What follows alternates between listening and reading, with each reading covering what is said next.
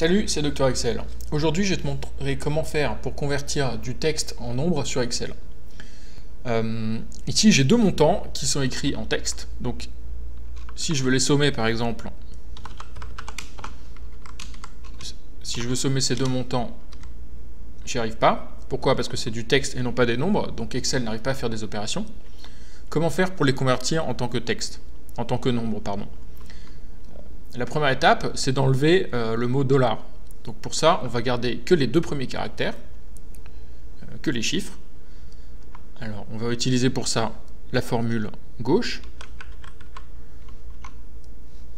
de cette cellule. Et le deuxième paramètre, c'est le nombre de caractères qu'on veut garder. On veut garder que deux caractères.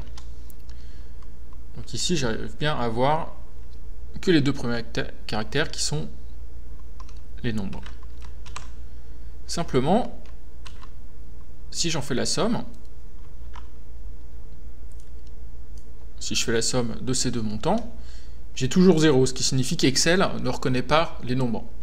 Pourquoi? Parce qu'en fait, ce ne sont pas des nombres en tant que tels, ce sont des textes dont les caractères sont des chiffres. Donc ce sont des chiffres qui sont entrés en tant que texte. Pour les convertir, et que Excel les reconnaisse en tant que nombre, je vais utiliser la formule CNUM. Cette formule, j'imagine que ça veut dire convertir les caractères numériques. Et donc elle prend comme argument un texte, donc ici le texte 17, et elle le convertit en tant que nombre. Et donc on voit que la conversion a été effectuée. Pourquoi? Parce que le texte est centré vers la gauche, alors que les nombres sont centrés vers la droite. C'est la même formule pour la cellule d'en dessous. Et si, cette fois, j'essaie d'en faire la somme, j'arrive bien à la somme 42. Donc, on a vu la formule pour convertir du texte en tant que nombre, si possible. C'est la formule CNUM. J'espère que ça te sera utile dans ton travail.